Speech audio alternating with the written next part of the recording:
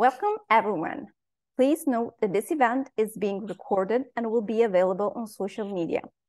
Please remain muted during the entire event.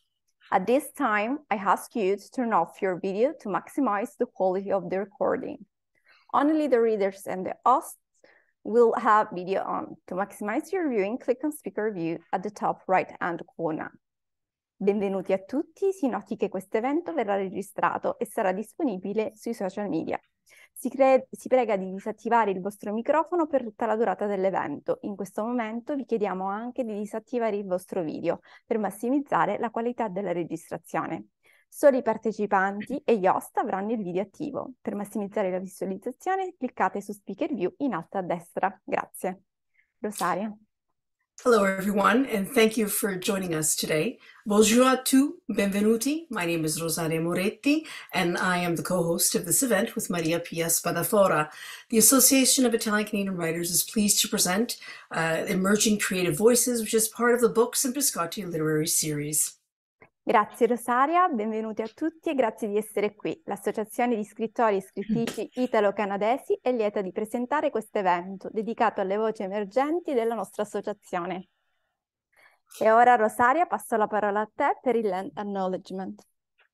I recognize that we are all on different territories at this time, but we would like to acknowledge that we are hosted on the lands of the Mississaugas, of the Anishinaabe, and the Haudenosaunee Confederacy, and the Wendat.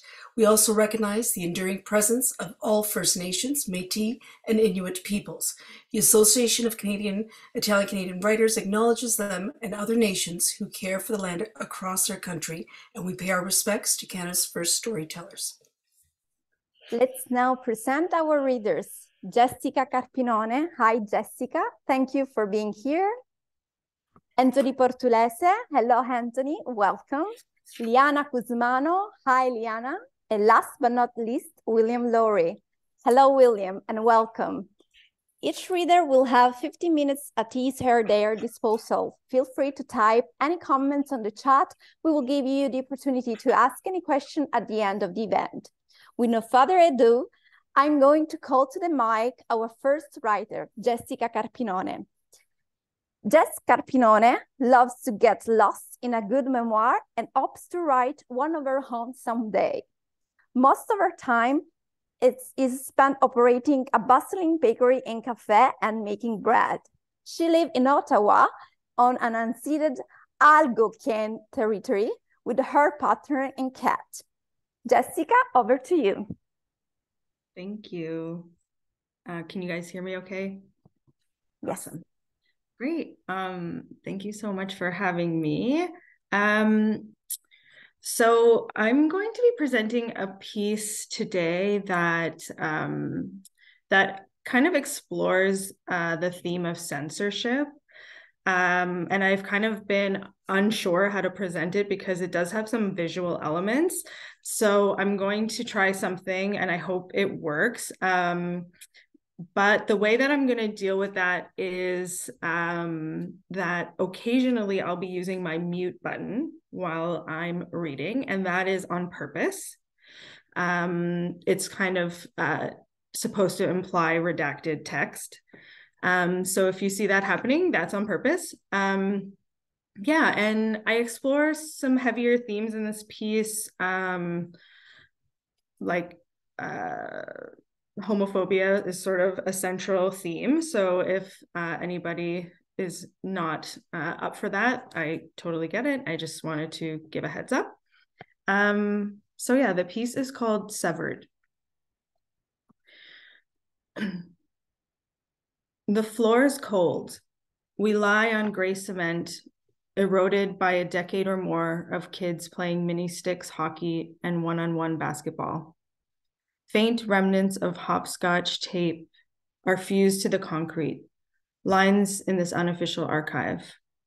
No one really takes much care of this space. It's where the kids are sent to be kids. There are holes in the walls where hockey pucks have gone through drywall, a wobbly shelf with missing screws, and in the distance, my grandmother's sewing table. My best friend is lying on her back in one direction, and I lay next to her in the opposite direction.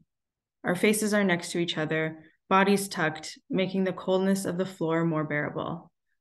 I have no fear. Whatever wound the world is etching on me is, in this moment, temporarily forgotten. Time may or may not be passing. I have no way of knowing. There's no loneliness, no disconnection, no missing pieces. The sound of our giggles fills the musty air. We like it when it's just the two of us. It's easy, it's light. Our conversations flow as if our brains haven't yet grown any filters. I sit up and hover over her upside-down face. I stare into her eyes, and neither of us flinch. We study each other as if looking at a long-lost other half. We stare at each other with childish innocence, with barely a thought about whether to do so was right, wrong, or strange. I trace the lines of her skin, her dark eyes, her brown hair. She does the same to me. I stare long enough at the shape of her upside-down eyes that her eyebrows begin to resemble a mustache. I place my hand over her nose and her mouth so I can isolate the image. I look at her forehead and an image begins to crystallize. You have a second face, I tell her. What do you mean, she asks back. Your eyebrows are a mustache and your hair is a beard, I swear. Look at mine. She searches my face as if it were a puzzle. I cover my nose and mouth so she can make the image out easier. I sit cross-legged, my face hovering over her as she lay there, searching me. I see it, it's a man, she says. Exactly, with a beard, right? We laugh about our forehead men until our bellies hurt. Amid a brief silence that falls between us, she fumbles through her pant pocket and hands me a folded up letter. I have something for you.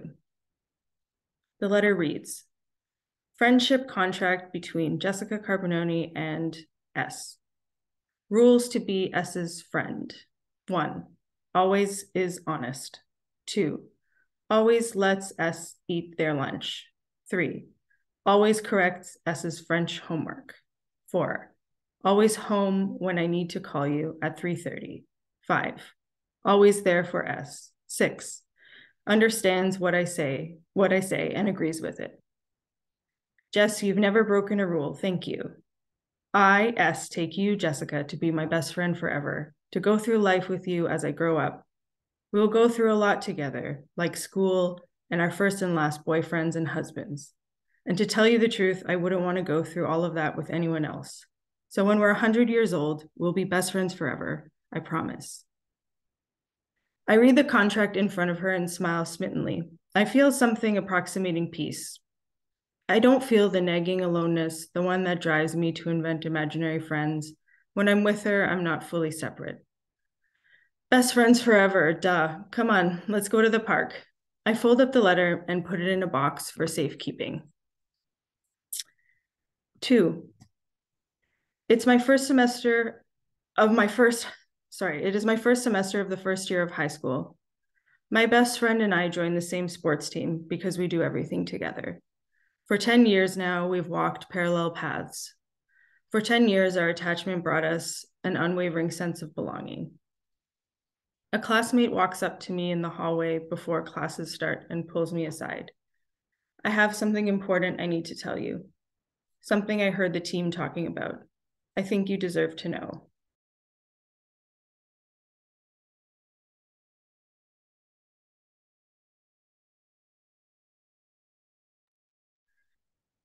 My heart climbs into my throat and I feel my pulse pounding through the side of my neck. Is this a panic attack? I run to the bathroom to throw up. I have no idea what to do and no one to ask. I don't talk to my best friend at all that day.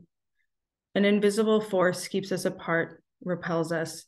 She doesn't call me after school. We don't talk for hours on the phone that day. The next day, I walk past my best friend in the hallway and try to say something to her. She takes a step back as if to say that I'm in her personal space. I recoil. I tell her. I walk away, severed. No one ever speaks a word about this incident ever again. It is as if nothing ever happened, except everything changed. I do the only thing that I can. I bury the wound deep, put on a brave face, and stumble through life on the other side of this gulf. 3. Years pass, Old selves are destroyed. New ones are created over and over. 4. It is a Saturday, and I'm at my bakery when I receive a text message. They are moving her to palliative care. I put my spatula down on the metal table and walk over to our tiny staff room. My partner catches my panicked expression out of the corner of her eye and leaves her post in the overflowing dish pit to see what's happening. S is in palliative care. I have to go see her, but I don't know how I'm going to do it. I can't seem to catch my breath, and it just gets shallower and shallower. My partner grabs my shoulders and tells me to breathe deeply, but I can't. I'm unraveling. The last time I saw S outside of a hospital room, she was glowing. It was the kind of glow that only someone who had faced down death and survived could emanate. We got caught up quickly. She told me how she and her husband are getting a puppy. I told her how happy I was to see her smiling, to see her healthy. Over the years, we'd found a way to fit into each other's lives as our paths diverged. We slowly and quietly laid bridges across the gulf, even though we never found a way back to each other fully. After that blurry Saturday shift, I make my way to her hospital room. I can see that the shadow of death loomed close. She smiles a pained smile and shrugs acceptingly. I want to tell her everything. I'm not even sure that I even know what everything is, but I want a sign that it wasn't all just in my head, that I meant something special to her too. I want to know whether our love transformed her like it transformed me. Instead, I do what I always do. I say the truest thing I can and censor the rest.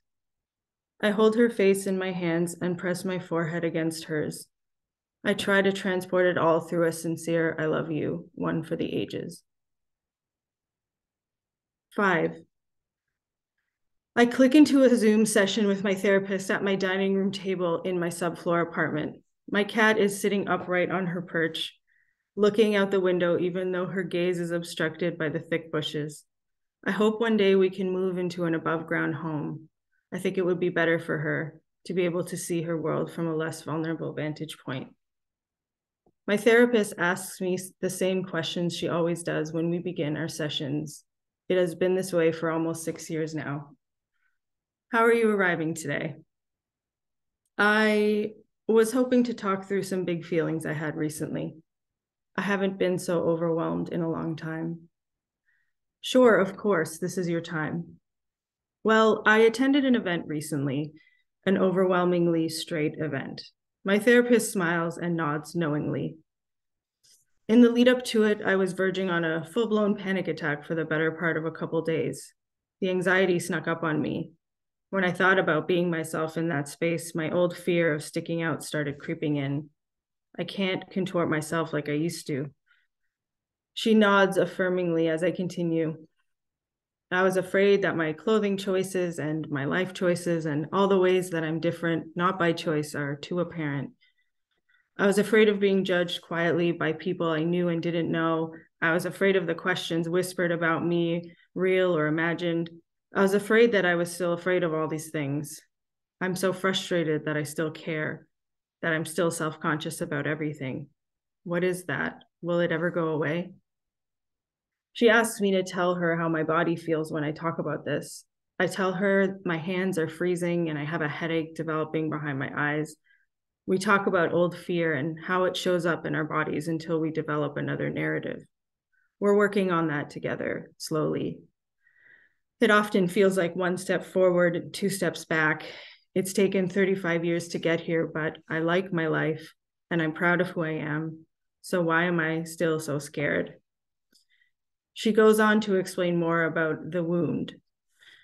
Adults try to correct kids' behaviors, she says, to align better with society's rigid standards. They themselves might have bought into this rigidity, or maybe they act out of fear or misplaced protectiveness. Either way, they try to shape you into something you're not, and it takes a lot of time to heal from that. I stop and ponder the thought carefully. It's like pruning a tree to make it grow a certain way, I guess, I respond. A library of flashbacks rushes through my mind of all the times someone told me directly or indirectly that who I am is wrong, the cuts that shaped me, so to speak. She responds, I don't know if that's the right analogy. Pruning removes dead or sick parts of a plant to help it grow. What's done to children is the removal of healthy parts, and in turn, those parts of them die. 6. I came to this writer's retreat to see if I can unblock myself. I can't seem to uncensor myself long enough to figure out what it is that I'm trying to say. I'm trying to become a writer, but how can I when I don't even know which stories are mine to tell? The instructor jumps in. You have 5 minutes to write. We won't be sharing these pieces. I let my pen glide across the page and hope that something breaks through. I begin. In my attempt to gain closure from everything, her death, the wound, the world, I write stories of joy, pain, and longing, a book's worth, amputate them into more palatable forms. If I butcher the truth into unrecognizable pieces and string them in a poem, will anyone understand what I want to so desperately say? I'm collecting a trove of stories in a vessel I keep locked. I'm looking for some meaningful way to describe a wound, but every time I try, I just cut and cut and cut. The instructor pipes up, okay, writers, put your pens down, time's up. Thanks.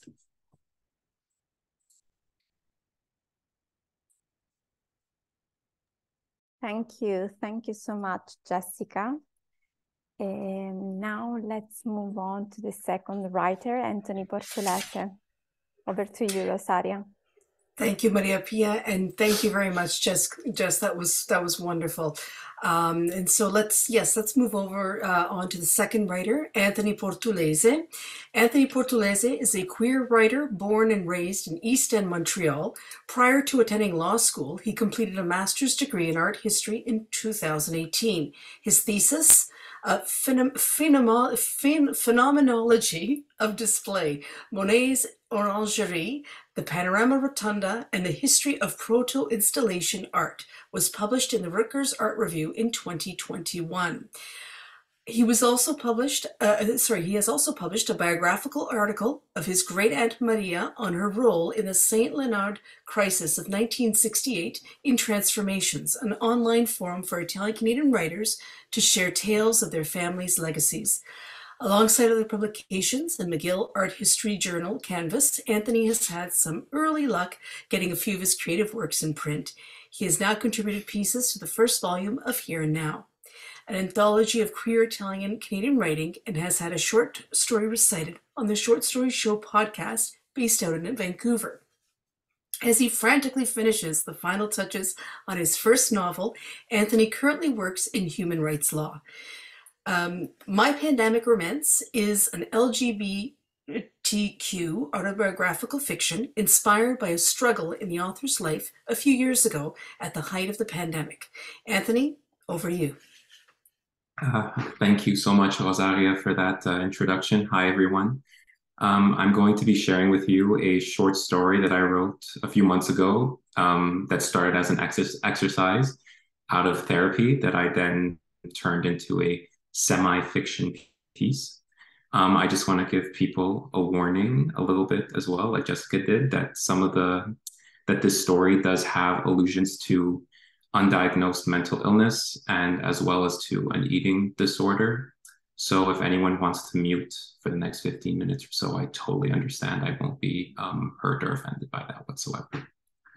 So without further ado, let's dive right in. This story is called My Pandemic Romance. Part 1, Fall 2020. Several weeks stuck in the lockdown, and I've gotten quite good at doing it quietly. The bathroom fan offers enough of a whir to mask the noises, but I still hear children giggling out on the street. Trick or treat, families scuttling 6 feet apart.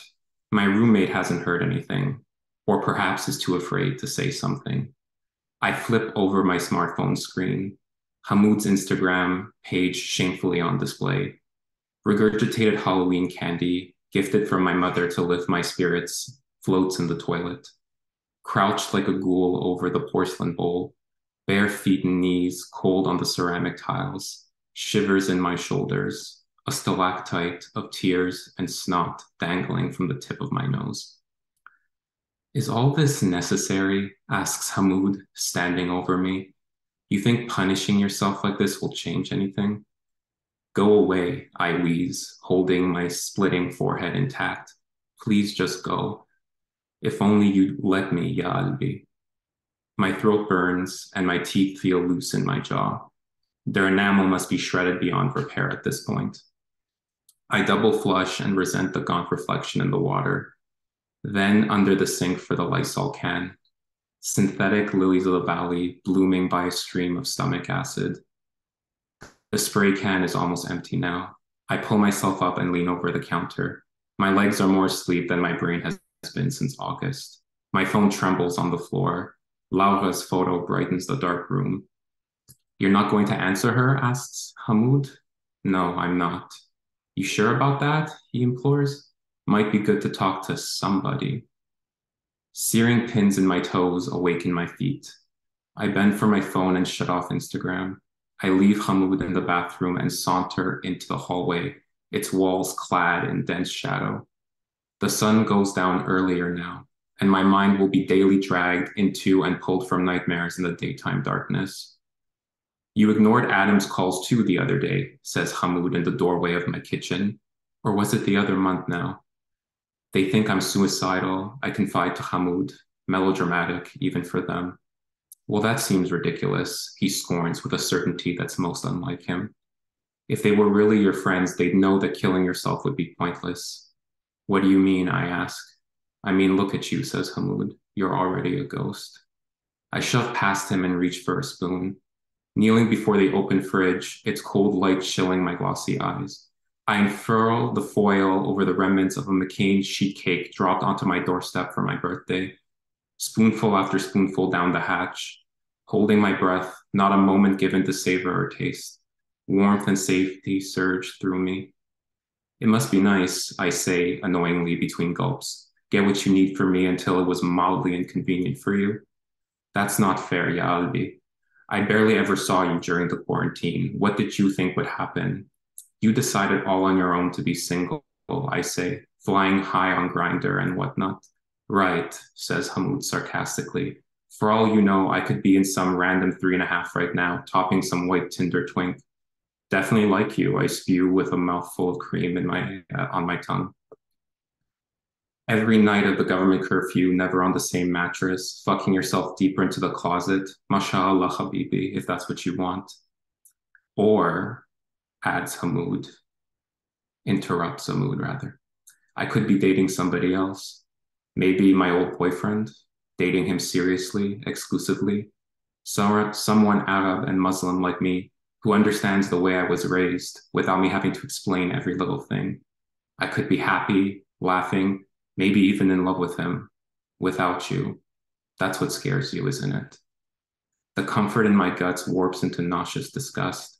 I dash back to the bathroom and slam the door in Hamoud's face. The lock clicks and the toilet seat catapults up. As my fingers scratch my tonsils, he haunts the hall. He revels in the sun, while I dig through the frozen dirt, trapped in the hole where he buried me. Flip the fan back on, Lysol at the ready. What is it that you want, Ya Albi? He asks, seated on the edge of the bathtub. Don't call me that, I coughed. I want to be rid of you. Then why am I still here? You're not here. You left, Hamoudi. A year together and a fucking phone call. That's all I got from you. You walked away and I haven't seen or heard from you since. Like I was trash, like I was nothing. You left me. I love you, Ya Albi, says Hamoud, but the honeymoon is over now. He falls into silence, his mouth agape. His black hair and mustache are still as soft to my mind's eye as they are to my memory's touch. Lips that may calm any storm. He grabs me in his cage and holds me in it tight. I can't muster the strength to break free. You left me, Hamoudi. Double flush and spray the rest of the can. I levitate down the corridor and into my room. My head creaks towards the window. The night sky, an ocean of blue ink, snowflakes twinkle against the iridescent Christmas lights. I close my curtains onto the world. Clawing under the covers, I let the quilt devour my limbs, the frigid night swallow my eyeballs. The air in the room is still as a tomb. I hope for dreamless sleep. Hamoud hovers over my bed. He creeps into my ear. Ya Albi, how can I leave when you refuse to let go? Part 2, Winter 2021. A blade of light pierces through the slit in my drapes and bisects the blackened room. Frost on the window panes that never melts away. Filth layered onto the furniture like rot, a dungeon of my own design. This is just getting sad now, says Hamoud, slumping into my desk chair. Someone bangs on the front door with urgency. The bell rings in a shrill panic. 2 pairs of feet creak the boards. My door flings open, and Hamoud greets the intruders. Oh, come to stomp on his grave, have you? Jesus, what's that smell? Whispers Laura. Hey, buddy, calls Adam through 6 feet of blankets. When was the last time you got out of this room, or showered, or stretched? Or when was the last time you left this apartment, says Laura. The curtains hiss as they slide along the rods. Foreign life enters my crypt. I sense their weight on my bed, their hands through the duvet and on my body. My head and shoulders fuse to the pillow. We're taking you outside, says Laura. Here, let us help you up and change. It was only when I felt their frozen hands against my clammy skin that I knew they were there. My arms wrapped in their fingers. It was a warmth as unreal as their voices. All this daylight overwhelmed my eyes, scorched but dry as bone.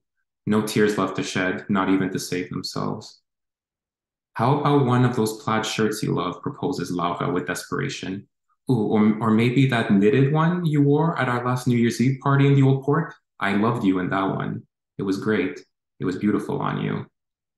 I remember that outfit, says Hamoud tenderly. You looked so cute that night. You couldn't stop holding my hand or kissing my neck, I murmur, with a faint smile. I what? Asked Laura, looking to Adam, perplexed. I couldn't help myself, beamed Hamoud. I wanted everyone there to know how proud I was that you were mine. Adam and Laura contort me into a fresh sweater and pants as Hamoud watches from the corner. I catch myself in the mirror, a crisp reflection I've ignored for ages. The bags under my eyes, swollen and purple. An overgrown beard fails to conceal my sunken cheeks. Laura's lips quiver at the sight of me. She pretends not to be perturbed, but her heart shatters 1,000 times over by the creature that has possessed her friend. I loathe myself to hurt her so. Come on, says Hamoud. Once I'm dressed, we're all going for a drive. I say, I want to use the bathroom first. Later, says Alpala forcefully. We're taking you out, right now. The coldest days are also the brightest. A cloudless blue sky refracts blue light off tall snowbanks along St. Theodore Street. I can't recall the last time direct sun has caressed my face. Icy air invades my lungs, and they hack out months' worth of cobwebs and dust.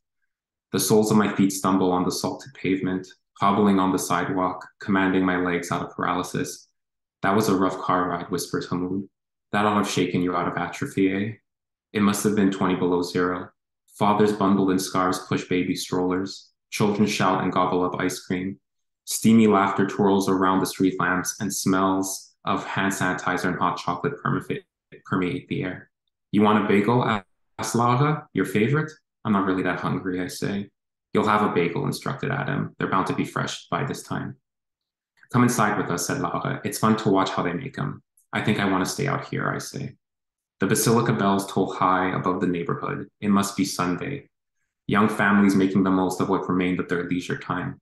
They welcomed the new week with big smiles. I'm not sure the muscles in my mouth remember how to do so earnestly. Even in the dark, says Hamoud, the world keeps on spinning. I propel my legs forward and saunter down the street. A $1 bin sits outside of S.W. Welch, toppling over with yellowed paperbacks.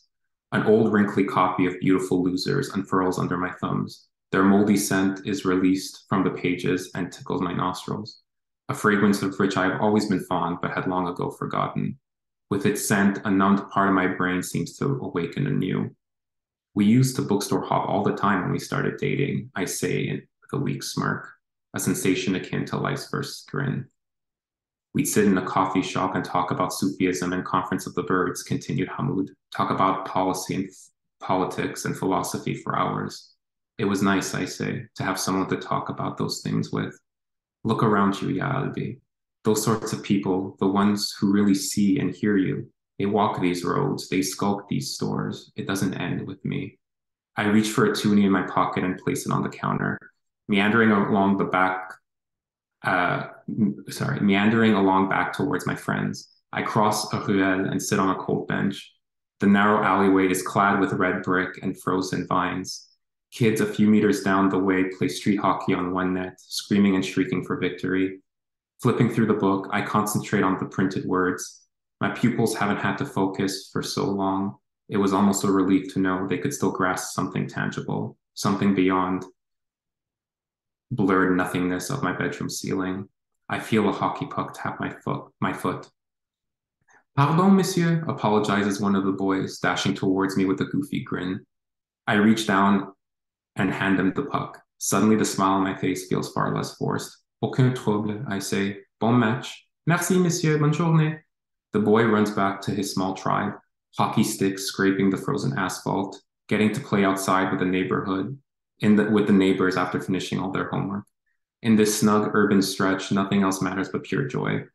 Fear and resentment doesn't exist here. There you are, says Lawrie, as she and Adam flank me on the other side of the bench. Here you go. In crunchy paper, she hands me a hot sesame seed bagel. The aroma of salt and honey is strong, and for the first time in a while, my insides yearn for the smell of food. One of Montreal's culinary treasures, it deserves to be savored and respected, an utmost gesture of deference. Take a bite, says Hamoud, kneeling in front of me. Adam stares as I lift the bagel to my lips. Its firm, warm dough hugs my teeth and cradles my tongue. I swallow and let peace fill me. I've never felt safer than I am now. She's like a mother, my city, dependable and reliable, nurturing and nourishing. She always knows how to lift me from my hopelessness. She may change her style, but she's always there if I open myself to her. I've spent an eon existing beyond the parameters of time, imprisoned in the past and stewing in a meaningless present. But even if it's only for a few seconds, at least I'm excited about the future in this moment. I look forward to the next bite of that bagel. Part 3, Spring 2021. Maisonneuve Park in May is a carnival of bohemian delights. Clusters of hipsters and millennials assemble on the grassy hills, dancing to acoustic guitar and drums, picking out baguette and brie, lugging down Chardonnay and rosé. I arrive to a quilt of picnic blankets under a large oak tree, a box of baked goods in my forearms. Oof, the weed smells good over here, boys and girls, I chuckle. These cookies are perfect for your munchies. Hey, look who it is. Everyone shouts and lifts their arms into the air as I announce my arrival. Laura and Adam smile brightly and tap an empty space on the blanket beside them. The birthday girl throws herself into my embrace. I'm so glad you're here, says Laura. You're looking fantastic. I'm feeling fantastic, I say with a humble grimace, only exaggerating slightly. I know you said you're super busy with work, but won't you stay just a little bit? Over Adam's head, there he stands, by a tall hydrangea bush at the bottom of the slope. Hamoud stares at me, his cargo shorts and Hawaiian shirt billow in the breeze. Nodding his head towards the other end of our little group, I pay attention to the other boy he points out to me. Someone I recognize from high school. He wears pink sweat shorts and a white t-shirt. A cloud of cigarette smoke spins around his curly black hair. Sunglasses in the middle of the shade, the spirit of Montreal in one man. He meets my gaze. He returns my smile. I look back to the hydrangeas. Hamoud is finally gone. You know something, I say, kicking off my sandals? I think I can stick around for a little while, after all. Thanks, everyone. Thank you so much, Anthony. Such a powerful piece. Both so courageous to share this and not being emotional. Thank you so much. Thanks, everyone. And now some announcement here. Please mark your calendars. The association will present different events for the next year. 2 events in collaboration with Accenti magazines. The first one on January 6th from 4 to 5 on Zoom with Giulia De Gasperi, Eufemia Fantetti, and Leonida Nacci. The second one on January 17th on Zoom with Liana Cusmano and Chris Di Raddo. So stay tuned. We have more events to come. Thank you. Thank you, Maria Pia. Let's go back to our readers now. I'm going to call to the mic Liana Cusmano. Liana Cusmano, Luca by Curious George, is a writer, poet, spoken word artist, and filmmaker. They are the 2018 and 2019 Montreal Slam champion and runner-up in the 2019 Canadian Individual Poetry Slam Championship. Their first novel, Catch and Release, in 2022, was published by Guernica Editions. They are a 2022 QWF Spoken Word Prize finalist. Today, Liana will be reading poems sharing insightful and moving experiences when generations and cultures collide. Liana, to you. Thanks very much, Rosaria. It's a pleasure for me to be here with these wonderful readers. Thank you for having me. This piece is called, What is the Word? The table boasts enough food for 7, and yet we are only 3, my grandmother, my girlfriend, and me. My grandmother does not understand the words Duolingo owl, the concept of a pocket-sized supercomputer that allows you to learn a language, check your bank account, book your train tickets, check whether or not Adriano Celentano is still alive, is summarized by my grandmother as tic-tic-tic, the sounds the keys make as we tap words into DeepL. The Venn diagram of my queerness and my Italian-Canadian identity is 2 circles, distinct, separate, and distant. And yet my grandmother is speaking to my partner, knowing that she is my partner, and offering her fettuccine and pesce spada in the broken English she picked up from the factory floors and the grammar books of 60 years ago. The 2 circles collide. I've explained to my partner the intricacies of balancing relationships that stretch over multiple ages, families, and generations, the need to hide information or to lie about work or money, about who visited who and when and where, about who said what about whom and why, which fossilized injustices were brought out and paraded around at Sunday lunch or afternoon coffee, which things must be said or left unsaid or not said, which events happened or didn't happen and why they are in dispute, which divorce or schism or feud continues to linger, which medical conditions were concealed and starting in which year and at whose behest, and that if an event starts at 6, some people need to be told to arrive at 5:30 and others need to be told to arrive at 6:30 so that everybody arrives on time. My partner asks me how I handle all this and I reply that I do not. Instead, I have multiple mental illnesses. But when my grandmother welcomes us into her home and teaches us recipes that she never wrote down, that she does not have exact measurements for, I remember the simple pleasures of making and sharing food, of doing all the dishes together, of sharing stories. This is the 3rd time that we come over. My Italian vocabulary is limited to the rural 6th grade academic capacity of my grandparents. Words I do not know have been replaced throughout my life, English or French equivalent, that they can understand given their almost 70 years in Canada. A vowel and heavy accent are tacked on if absolutely necessary. But when I pack my 2 passports and go to Italy, to conferences or to family gatherings or to meet friends, these words usually fail. There is only so much I can say because there is only so much I have ever discussed with my grandparents. What is the word for eating disorder? What is the word for spreadsheet? What is the word for heartbreak? What is the word for non-binary? I do not use these words with my grandmother and my partner as balcony and enjoy the focaccia we made. It was Cicero who first wrote the text that would eventually be adapted into common placeholder copy, words used in publishing or in graphic design before final copy is available. Lorem ipsum dolor, lorem ipsum dolor, lorem ipsum dolor. The words were picked out of De Finibus Bonorum et Malorum, rewritten and rearranged into a chaotic and nonsensical interpretation of the original text. The key Latin words that so many of us see in PowerPoint presentations and in printing proofs are roughly translated as, nor again is there anyone who loves or pursues or desires pain of itself, because it is pain, but occasionally circumstances occur in which toil and pain can procure him some great pleasure.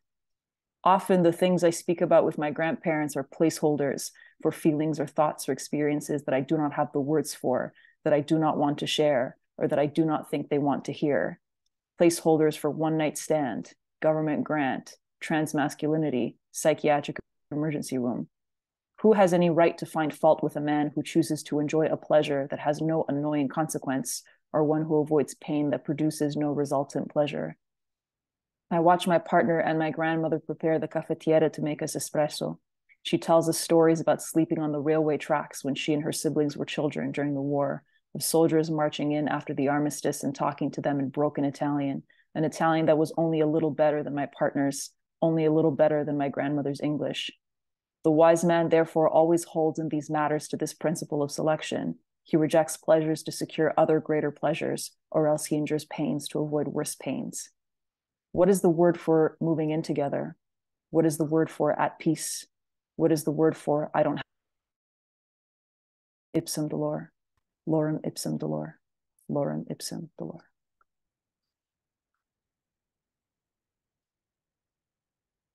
Thanks, everyone. I'm going to do a couple more, if that's all right. I'll do one more. Please do. Go ahead. Thank you. When I practice my backhand against a school's brick wall and lose my 3 tennis balls to the nearby construction site, she tells me that maybe tomorrow morning, a construction worker will find 3 whole tennis balls that they can bring home to their dog. There is a golden retriever joy in the way we hold one another, even after all this time. I ride my bicycle down Clark one Tuesday morning in spitting sunshine rain in the smell of hot, wet garbage, and I think about the time we made scones exclusively out of substitute ingredients, and they liquefied and then crusted onto the bottom of the baking sheet, and we had to throw everything out. There is never enough time. One of us makes an announcement whenever we see a dog.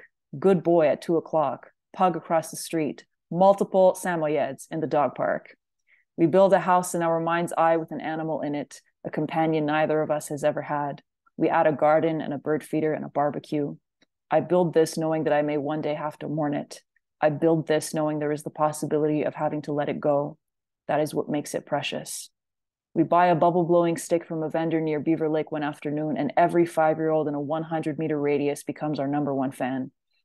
I make my own bubble solution at home so that I can keep that feeling safe in my kitchen cupboard and pull it out whenever I need it. There is never enough time. On New Year's Eve, we drink sparkling cider and build the rabbit a cardboard fort. A month later, while the cat is being operated, we buy the last container of Greek yogurt in an abandoned Maxi grocery store and then drop it in the parking lot. There is never enough time. I wake up in her bed. She has her own bathroom cabinet at my place. I make her little origami animals that she glues to her desk. She buys me a t-shirt that says, skateboarding is a crime, not an Olympic sport. I grab her hands and guide her along when she steps onto my longboard for the first time, and our joy is anything but unsteady or precarious. Our laughter is a soap bubble that goes on and on and on, that does not shrink and does not pop. We have all the time in the world. There is never enough.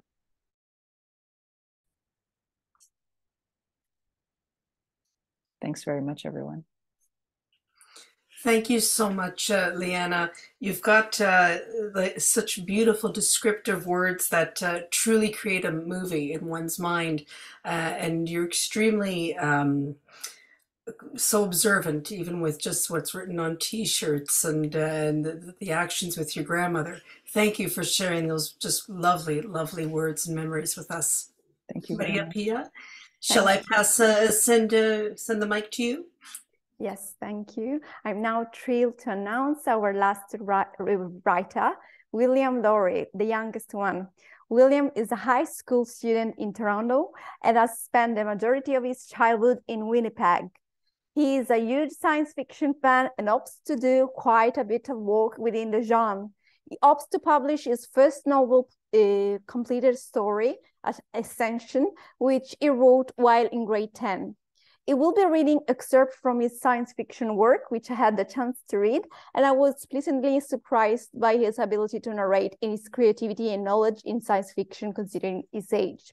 But now let us be mesmerized by his science fiction world. Yeah, hello. So this is just like a chapter, chapter 5, I believe, of my story. The thing is though, is like I'll give like some background context because of course like this is part of a larger story. So basically what happened is that one of the main characters, his name's Oscar, was Oscar Travolta. He was a negotiator who was sent out from Earth to Alpha Centauri, where there was a long lost human colony that existed there, and humanity from like Earth had just invented faster than light travel. And one of the first things they decided to do was to send negotiators out to any lost colonies, namely Alpha Centauri, to talk with and try to reestablish any connections and common ground with any other factions or possible colonies that existed there after so many years of isolation. It doesn't go well at all, and as a result, Oscar is captured and held prisoner by one of the largest factions of Alpha Centauri, under a man who declared himself emperor named Claudius. And basically, like the whole idea of the story is that this nation solely, which is like our solar system, is trying to strive for utopia, but they're going to war now against various nations that have found it very hard to achieve utopia when they fell on hard times. Um, so I'll read like the first part of the chapter before like spoilers get too heavy and it goes back into the main story. All right, so Mr. Travolta, the negotiator. The war still goes in our favor. Oscar Travolta hung from chains in a cell, not unlike the medieval dungeons he saw and read about in now ancient stories like Robin Hood or King Arthur. Even Claudius, with his savagery, played the part of the antagonist you'd find in any of those stories, goading and constantly intimately torturing him. Oscar thought Claudius saw him in a perverse way as a friend. Old scars and bruises from beatings and torture still ached. Like his daily gloating from Claudius, these tortures were personally delivered by him too. Lacerations, puncturing, electric torture, psychological torture, like this talk now, and flurries of punches which Claudius threw himself. Everything about him was sadistic and twisted. He was like Nero or Caligula, evil, obviously paranoid, and insane. Do you not hear me, Mr. Travolta? You see, idealism is truly a crippling thing. Winning. You'll see that, Caligula. No matter what you say, it always reaffirms your fear of not losing the war, not just losing the war. Oh no, it's your fear and knowledge that you and your ideals are fundamentally wrong. Claudius flinched, but instead of showing more vulnerability, threw a flurry of punches at Oscar, who grunted in pain. Even after over a year of it still hurt. With a grunt quivering in his voice, Oscar spoke again. You're just a cowardly bully, a scared little boy living in his ivory tower surrounded by ruin. You're nothing, Caligula, just like the rest of us. Claudius punched and kicked Oscar again as he brandished his knife. He let out a false laugh as he held his knife's blade close enough to Oscar so he could drag the tip along his face. Oh no. Don't you know the fundamental rule of truth? It's written by the victors. You'll become and be seen as nothing. Your ideals will become nothing. Your whole place in this universe will be nothing. And we will carry on. As you see, once we win, you will truly be nothing. Claudius, our ideals, our dream of utopia will always survive within every human, even you. It does survive and it does triumph. Claudius laughed as he threw a punch with each syllable at Oscar. And how do you know that the victors were always the heroes? How do you know that all enduring nations and religions and all your predecessors were not truly villains? Oscar grunted in pain as he spat out blood. Though some were the countless heroes remembered and celebrated in our histories of the old world. Yes, their nations and perhaps their own beliefs were vulnerable to corruption in many ways, but they saw the light, they saw utopia, and they paved the way for our society. Claudius punched Oscar again as he threw his food in his face. Your flaw, Mr. Travolta, and the flaw of your society is the rejection of what you see as the imperfect in humanity. Claudius slammed the cell doors. He strode out in a huff, leaving Oscar in utter darkness, leaving him to stew. He shuddered as he remembered being captured on the Vanguard among destruction and carnage. They were so unprepared, not bringing a single weapon. He knew Pulaski managed to get away, but to where and if he went safely? He missed that old man. He was like a friend to him, and he had a passion despite his old age. Most of all, he missed his parents, his home on Venus, the University of Palm Grove, even his dog Scoops. Oscar shuddered as he forced himself into a deep sleep. It was better to rest now. He knew what would come next. Oscar, Oscar. Oscar woke up while his vision swam. He saw the figure of a guard cleaning his wounds and tending to them. Hello, Silas. Shouldn't endanger yourself like this. The guard chuckled as he let Oscar drink. No, sir, I can't stand by. It's the right thing to do. You gave it to Claudius yesterday. Oscar chuckled. He's just a scared bully. He's terrified by the fact that he's mortal like us. Silas smiled as he told Oscar the news about the conflict, not the crazed lies of Claudius. Do you know about Pulaski, Dr. Sullivan? Silas shook his head. No, nothing. That's a good thing. If they were caught, everyone here would know. You're right. My imagination gets too far ahead of me. Silas nodded as he fed Oscar his spare rations. With any luck, this war ends quickly and you and I can visit Utopia. Oscar smiled as he said it like a prayer. Utopia. The next day, Oscar was led by two guards towards a large dark room with an enormous glass wall overlooking Claudius's dreary and ruined city. Just as royal imperial robe, Claudius had himself and his back turned to Oscar while he looked down upon his world on the opposite side of the glass. It was all for show, as Claudius tried to paint himself as an omnipotent and all-powerful god before Oscar. Mr. Travolta, your speech yesterday got me thinking, and not many people get me thinking, friend. Oscar stood silently in his prison ranks as Claudius spoke with a dramatic effect without turning and keeping his hands clasped behind him. Leave us. All the guards in the room bowed and left in formation. Oscar held himself high, and the Claudius didn't see him. Enjoy your dogs? I don't want it at home. Much more pleasant. Do you see yourself as a jester, Mr. Travolta? I could easily put you in such a position. Maybe you could even do a little dance. Be better than talking with you, Caligula. I'm bound in chains and sold eggs, yet I feel stronger than you. I wonder why. Claudius rolled around. Do you know why I keep you, Mr. Travolta?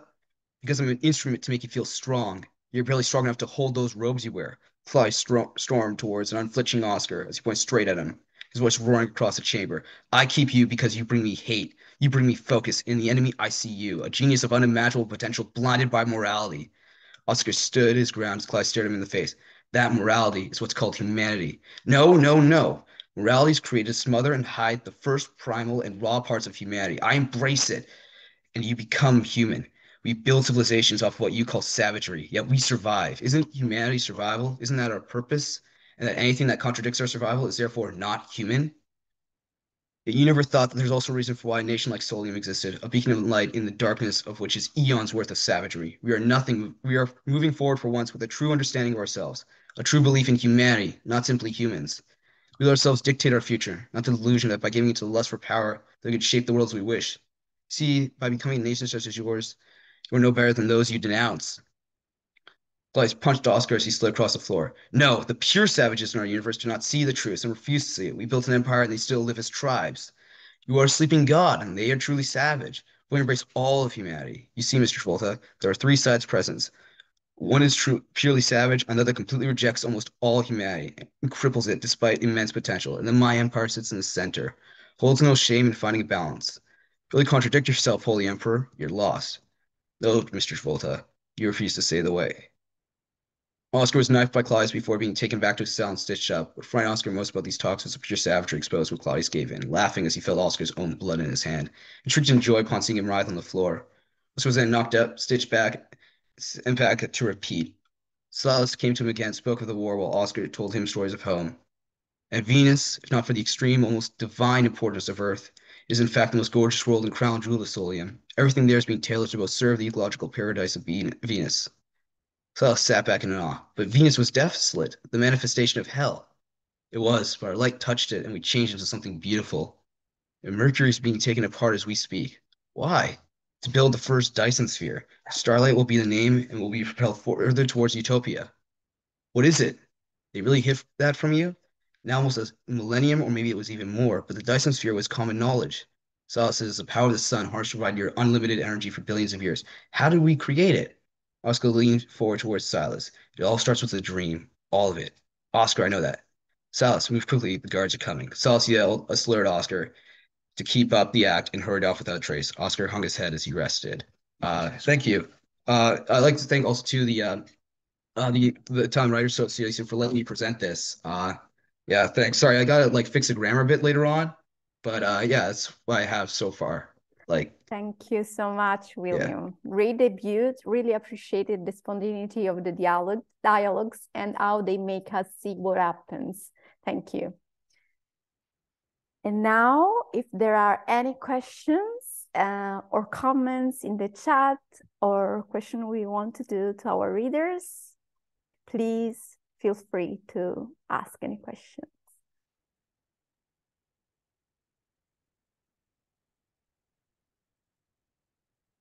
I can see there are a lot of beautiful comments on the chat for you all.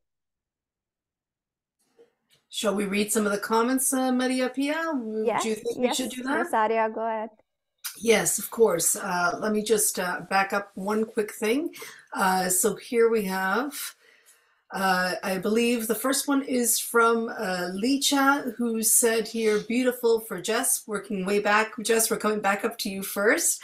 Then Darlene Madot said to you, Jess, thank you, tough stuff. Time's up, say it ain't so. I definitely agree with her there. And then another comment here for Anthony from Darlene. Hamoud is a cruel monster. Hope for the sake of the author, the story is a closing ceremony on whatever relationship lay at the heart of it. Love the evocation of Montreal through the bagel and the smell of beautiful losers. And then, of course, wonderful Anthony from Licha. stunning piece, Anthony, from Jess to Anthony, Jess to Anthony. And then Anthony, you kindly thanked everyone for your words. And then we have from Anthony to Liana. That hit me hard in the heart. Thanks, Liana. And Sarah as well said, so beautiful. Darlene commented, all the time in the world, never enough time, kind of Oscar Wilde. You have your own voice for sure, very musical in the delivery. And then we have here, Sarah was very excited to hear that we have a sci-fi here. And thank you very much for that. Great dialogue, William, from Licha. Darlene Madat from William said, bravo, what a debut. Anthony, you've also kindly said to William, that was insane, I loved it. Jess, as well towards William, it all starts with a dream, love that, William. And then Sarah, you said, William, you're amazing. Liana, fantastic excerpt, would love to read the whole novel. And Licha, you've said really great to hear all the readings. And finally, to end with Darlene, thanking you all for a fascinating and varied Saturday afternoon. And Darlene, if I may, I would like to piggyback on that beautiful comment. In fact, we did have such wonderful, wonderful readings from all of you, and very different perspectives, and yet, just wonderful. And again, the courage that many of you had to write about specific things. And if I may, Jess, I now understand why you use the mute. That was quite effective, actually. And you said it was to represent dialogue that was redacted, correct? I actually really enjoyed that effect. I think it was quite... It was actually created quite an impression in your reading. So thank you very much. And again, Maria Pia, I believe Anna Romano, you have a question? Please go ahead. Thank you. Thank you. If there's time, yes, I'd love to ask a question. But first, I just want to echo the comments. I loved all the readings, and it was really interesting to kind of see the intersectionality of a number of issues. Whether that's the Italian-Canadian experience, mental illness, LGBTQ plus, I just found all the readings kind of taken together. It did make for a really interesting session. So my question, there was a line in Jess, in your piece, that it was, I think, a little bit of a throwaway line, but I caught it. And it was about, putting things, unrecognizable pieces in a poem. So I'm constantly thinking about this challenge of whether to put something in a poem format or in a short story format. So I just wondered if you wanted to comment on that a little bit more, and if the other writers had any thoughts on that, because from my perspective, I think sometimes it can be unrecognizable in a poem. But if your reader actually recognizes something that's a little bit obtuse, there's a pretty big thrill there for the reader that they've figured out what you're trying to say. So that's my personal perspective, but I'd love to hear what others think. Yeah, I can comment a little bit. Thanks, Anna, and nice to see you. Yeah, I think for me, everybody's process is different, but I find for myself, poetry is often sort of where some of my first impressions go. So if I'm kind of trying to create something, I'll often write a poem, and I've found that sometimes it's a lot easier for me to then really digging in deeply into a scene. And I think it's for me, poetry can kind of be protective almost in that way, where I don't have to sort of where I can kind of it's like an impressionist painting or something, where you're sort of loose strokes, and then for me, I kind of sometimes, I'll often take a poem and turn it into write some scenes out of it, and that's where the finer focus kind of comes in. So yeah, I definitely don't want to say this with any generalization for how other people work, but I often find my poetry comes in when I'm not ready to deal like directly with something. And sometimes I'll be like, yeah, I wrote a poem and that's what it's meant to be. And then I'll reflect on it and realize like I'm avoiding writing about something in more depth. So that's sort of where that comment came from, or like where that line came from. But like someone like Liana, who is writing poetry that is like not avoidant in any way, you know, like obviously what I'm saying is my experience only. Yeah. It's funny that you say that, because the things that I specifically try not to avoid are the feelings that come up with very, very specific images. So like very, very specific imagery, very, very specific moments in time. One of the little kids, there was actually, you know, there was a bubble blowing stick on Beaver Lake and there were kids. And one of the kids had just turquoise aquamarine nail polish. And I can still see it like so clearly. And so to string a bunch of those together, to me, seems a little bit more it's like you were saying, Jess, sometimes it's hard to tell what the process is or how you know what's going to be in what genre. But for me, anything that's a clear image in my mind will become a poem, and something that's more long and narrative would be a short story or a novel.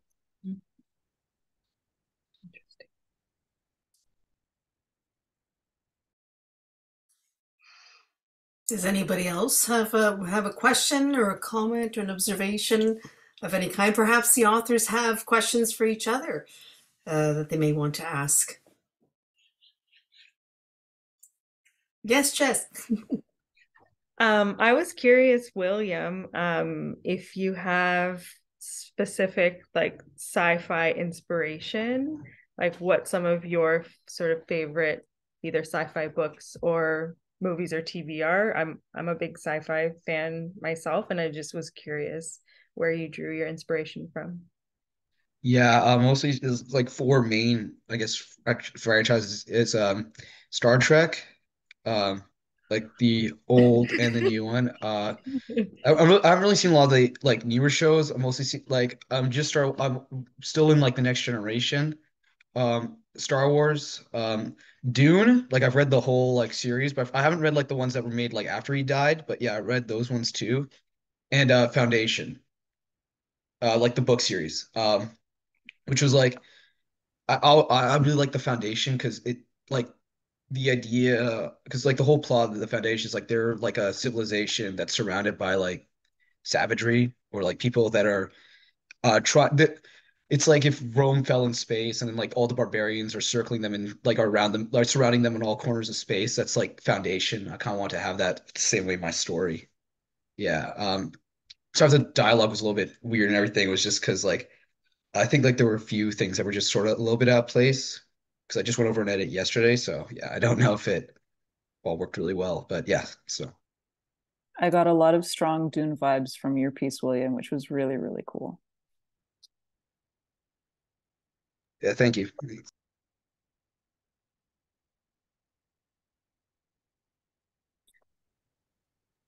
William, I put a further comment in the chat. Oh yeah. I was intrigued, and I want to turn off the video because I don't want to be seen. But so I was intrigued by the moral universe you set up as a Star Trek Trekkie for, you know, when they first came out. I was always really fascinated by the morality and the questioning of good and evil, and all the various questions that occurred, you know, in every single Star Trek episode. But I'm really blown over by your ability to create not only a world but also a moral universe, and it's really to be commended. So much sci-fi that I've read, whether in draft or you know, the writing of even published writers. It's all gimmicky. It's all, you know, whatever the scientific equipment is. It's all the world painting is all kind of artificial intelligence, and it doesn't have any effect on me whatsoever morally. But so I'm commending you, because I think yours not only caught my attention, but it seemed to resonate deeper than most. And I'm just quite intrigued that someone so young could pull that off. Anyway, hats off Yeah, to you. thanks a lot. Yeah, I would like one thing I like for me when I wanted to write it is that like a lot of things that kept me invested in a lot of like science fiction tropes as well was just like the technologies were always cool. Like I want to set a story around like a technology which was like the warp drive, which could let them like travel between stars almost instantaneously. But also too like because a thing I always found is that sci-fi is great for just creating like another copy of like the already existing like the existing world, and like you can kind of just put aspects that you have in sci-fi, like you know you can create a world based off like what you've experienced in the real world. And then I found that kind of helped me like make my world, as I want to not just make a completely alien one. I want to like add in a lot of things that I had found like in my life, kind of like, I mean, I was also writing it when I was like really disgruntled in grade 10 over like my other like the school I was in, so that was also kind of one factor. Well, thank you, and good luck with your continued career. Thank you. I would recommend you slow down the reading a little bit, because I sometimes had trouble following it, but that's Yeah, sorry about that. That's a skill you can develop through practice. That's it. Okay, thank you so much. I'm going to sign off. Okay, thank you. Well, hello, everybody. I just wanted to say hi. Sorry, I was late, so I didn't get a chance to hear Jess, and only partially heard Anthony. And I think I would just want to say what a privilege it is to hear such good writing.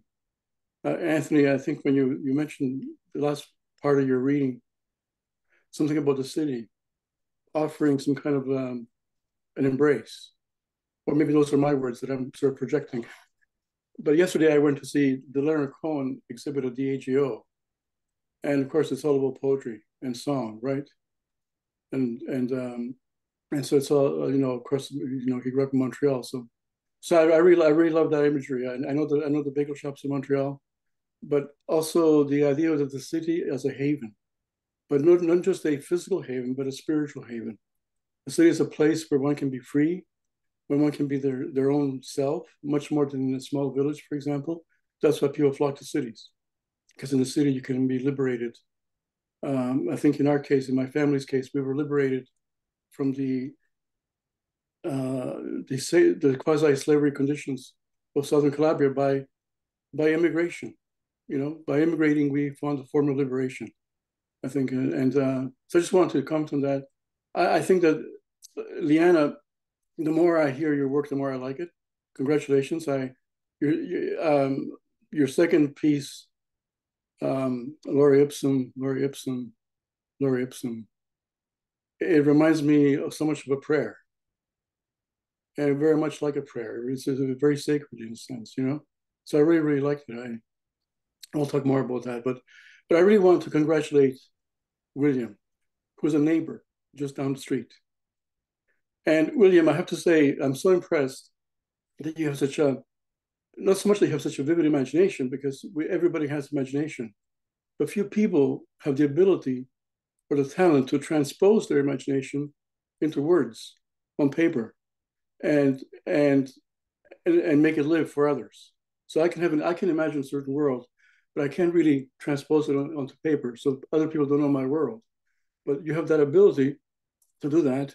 And moreover, I thought I was very impressed with your ability to create dialogue in a story. Dialogue is, boy, that's, you know, I just wanted to encourage you. And so I would like to read more. Thank you. And to congratulate you. So anyway, buon Natale, buone feste to everyone. Thank you. Because I disappeared.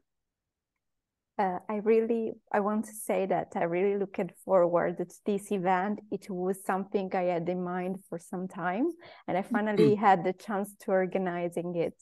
thanks to the Association of Italian Canadian Writers, and thanks to Rosaria who helped me to organize it, and to our readers who accepted to join it. So thank you everyone, readers and friends and family, for joining us today. And thanks to my co-host, Rosaria Moretti. Lawrie, Rosaria, over to you.